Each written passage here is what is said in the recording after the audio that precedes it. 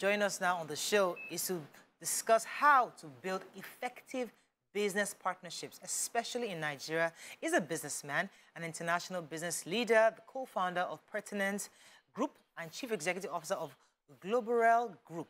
Welcome with us, Mr. Olorunsheyi Oluwagbenga. Welcome to the show, sir. Thank you, Mariah. To have you on the show. Nice to be here. So we hear of partnerships, and many entrepreneurs, they build their businesses, but they hear it's a good idea to partner or collaborate with others, but they just always have trust issues. You know, can I trust this person?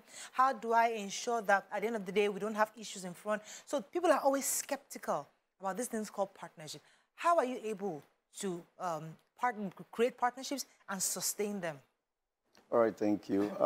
When we talk about partnership, there's really nothing wrong with the concept partnership. It's always with the people. Every time you think partnership, you think collaboration, you think people coming together and achieving more. You know, there's this popular African proverb that says, if you want to go fast, you go alone. If you want to go far, you go together, you go with people. And on several grounds, it has been proven that when people come together, they achieve more. But when you look at people going into partnership, they don't do an assessment of themselves first. Because you have to be the person that you desire to attract. So when you're going into partnership, the first thing is to ask yourself, am I ready for this? Why am I even going into it? Because partnership is not meant for everybody. In most cases, when you're going into partnership, it's because you believe there is something you lack that the other person or persons have. And there is something they have that you lack, you know, vice versa, that way. And because of that, you are looking at how can I pitch my tent with these people so we can achieve more together. And when we talk about trust, trust is actually an actionable asset. It's not something that I can wake up today and say, I'm someone that can be trusted. Trust is built over time. You can intentionally structure for trust in your life so that when people work with you, they've come to see that this is the kind of person I can work with. This is the kind of person I can do business with. Because we won't live in a world where even people that stole money, they are looking for faithful people to keep it with. So once you have trust, it's a major capital that you bring to partnership. Can we talk to just the cultural way we are in Nigeria, where we believe, and even is reiterated in our places of worship, where we are all the heads and nobody is the neck. And so, for me, I feel that it makes for a difficult partnership, where you feel that, so I have to be the front-facing one, I have to be the one that is the star, you know, and thereby, even though the result of the partnership is positive, but our ego is so much in, you know, in the forefront that it does not work. Can we talk to that part of us? Right. I've come to realize that partnerships that have lasted for many years are partnerships that are formed on credible vision. Most of the time when people go into partnership, they go for selfish reasons. There's nothing bad about having selfish reasons for the things you do. But if it's not in on a credible vision, such that you are not doing what you are doing as a businessman, for example, just because you want to make money. You're doing it because you want to solve problems. You know, they talk about coming to the table with your hand, with your head, and with your heart. Now, what that simply means is if you're doing partnership and you're coming to the table just with your hand and your head, everything will be limited to either what you're told to do or what you know to do. But when you come with your heart, you're in that partnership because you love what you're doing. And because you love what you are doing, the love of it will make you want to remain there. Now, when it comes to the issue of somebody wants to be the head or not, I think it has to do with discussions that people don't hold before going into partnership. There are depths of discussions that you should sit down, have this conversation, understand what are the challenges, what are the opportunities, when crisis come, how are we going to manage it? How do we go about sharing money? Like we do say in my own partnership, one of the success code of our partnership is because we shared the money before the money came. Now that money is available, we are not struggling, we are not fighting over money. Because most partnership, what kills it is greed. But in our own case, before the money came, when there was no money, we sat down with calculator and worked. When we make this, this is how it's going to be shared. And because nobody was having a superiority mentality when we started, so everybody felt good about what we have agreed. And when the money came, and because every man has an element of greed, no doubt about that. Right. But when you come into partnership with a credible vision and a proper documentation of what you want to do from one phase to another, it's easier to manage the issue of leadership. Let me get more questions for you. Go ahead, BC. Yeah, Okay. so this partnership issue. So I realized that recently that a lot of people want to collaborate and get into partnership.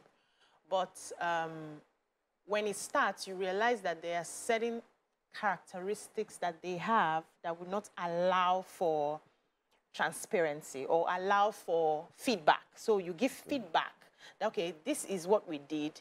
This is what came out of it. You did this thing that is not really nice if we're going to be working as a group. And the person chooses to take a high road to say, no, what I did is not wrong. And this is how it's going to be. And I've seen that it stopped a lot, especially women coming together. It stopped a lot of women coming together because these little foxes that we don't really pay attention to comes into play. And, you know, after a while, just, okay, can we just do our things all alone? What are some of the characteristics that we would begin to have if we're looking to go into lasting partnership as a person? So you're talking to people who I may want to collaborate with Mariah tomorrow, and I'm asking myself, what characteristics should I have as BC so that when we get there, we're not going to have all these small issues that will not let us go far? All right, thank you. To start with, everyone that wants to go into business partnership must first ask yourself, why do I want to go into this partnership? Because when the purpose of a thing is not known, they say abuse is inevitable. Now, people go into partnership in most cases because they feel they are deficient in a particular skill or resource required to run the stuff. Deep down inside, if you ask them, they would have loved to go solo. So ordinarily, partnership is not their thing. They only went into it because they found deficiency in one area or the other, and they felt, okay, if I can bring this partner together, maybe the person is more experienced, has more money, technically sound, you know, all of those factors. You look at that and you attract people. It's not bad, because every partnership that will succeed, you need both capacity and also complementary skills, because there are things you won't have, the other person will have. But every time you go into partnership, and that is the only reason why you are going into it, somehow you have signed in for failure even before starting. Wow. Partnership should be because you have common value. Value system is very important. Now, if, for example, when we're starting, just like you said, things look good, you agreed easily. But the time will come when challenges, it could even be good opportunities that will show up. But because your own value system does not align with the expectation from that opportunity, you might have a reason to say, no, we're not doing this. And this other guy is saying, what's bad about it? I give a practical example. Maybe you're both into a business and together you're running real estate. And one of the partners just came and said, see, let's add betting to our business. And you are saying, betting? No, we never discussed this before we started. And the guy said, no, this is a money-making opportunity. And you are saying, no, for you, you feel it's ethically wrong for you to go into betting. Problem starts right from there. Wow. And it's simply because people went into partnership because of what they don't have. But if you go for value, look out for value first. Your value system must align. That's a question before I go on a break. So I know that there was an agreement. You guys had an agreement before starting.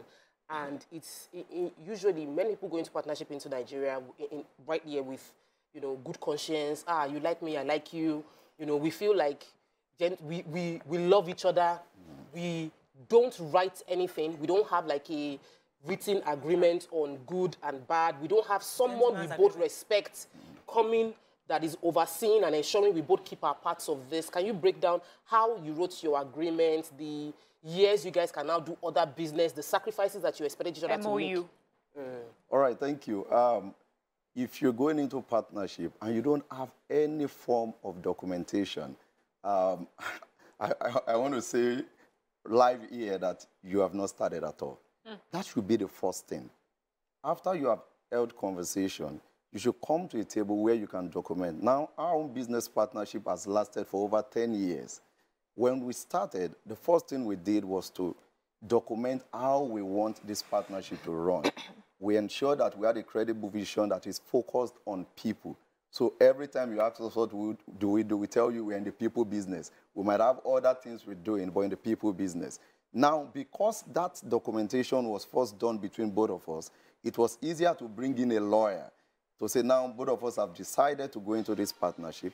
These are the things that we expect, and this is how we want to do. And we got legal advice. And the document stated a number of things. For example, when it comes to commitment, we knew any partnership that will succeed requires 100% commitment. Now, this was the formula we used. I have 50% of the company, my business partner has 50%, but at the end of the day, we bring 100% into the business. So we required him to bring his 100%. I brought my 100%. So when I approach the partnership, I'm not approaching it like, if I don't do it, the other person will do it. I approach it like, if I don't do it, nobody will do it. So we add that in our agreement. We told ourselves, too, for the first 5 years, you can't do any other thing. So it's more like burning your bridges. That's commitment. Now, I had my own certificate, I had skill set, I'd done a number of things before the partnership came together, but I had to forgo everything. He did same, and we said for the first 5 years, we are building. It's either we succeed or we succeed, if you understand. Yeah, we get So it. we gave it all. We still have our guests, and we're going to be wrapping up very soon. I know you discussed the fact that everything must be documented, and the vision of both must be aligned and must be credible vision. But there's some intangibles, like ideas. Somebody says, you know what, I have the idea, I don't have the ability or the administrative or not even the sources. I have the sources. So you might have ideas and you have the contacts. Can that be documented in a partnership where all I'm bringing is ideas and where you, because usually when somebody has an idea and the business now flourishes, like, it was my idea now. But it's your money. How can you document idea or put value on idea or contacts? How do you, because it's easy to say you bring it equity, but those intangibles, how do you value it in a partnership? I want to start by saying this conversation, we can't complete it here. That's why my business partner and myself, we've authored a book on partnership, because we checked around, we don't have too many of it in Nigeria. And where there is a knowledge gap, there will always be crisis. Yes. So what we did was to put this together in almost 300-page book that will be out on the 15th of this month. So people should just look out for it and get a copy. Now, coming to what you have said, it's always good to bring a third party into drafting your document. It's very important because there are intangible assets and there are tangible assets. Now, you can be coming to the table and all you have right now is intangible. Just like you said, you cannot say it's $50,000. You can't say it's a particular certificate you have acquired from going to maybe some of the Ivy League school thereabout. All you have is idea, that is quality. So if you have a third party like we did, come to sit down with you and look at what each person has, and you are able to agree from the beginning the value of whatever you're bringing to the table, it will prevent problem in the future. The reason why people fight over money is because they don't share the money before the money comes. If you wait for the money to come to share it, for example, you are organizing... We have to run. We can't take that example. But I think that's a good way to end that segment, where you share the money before the money comes in any partnerships. So let us speculate, or I mean, let us project. So this is the only case where you can count your chickens before they are Yes, count the chicken and then agree. Imagine a figure. Comes, yes. So, but as I said, we have to bring it back for a proper analysis. Maybe we'll spend the whole segment with you, a proper segment where we analyze partnerships, and we will study your book, and then maybe from there we'll take some ideas and have things to discuss, because this is an important way. If we're going to grow businesses in Nigeria, we need sustainable partnerships, and this is one thing that we must do on the show. Thank you so much, sir, for coming on the show. My pleasure. Thank you.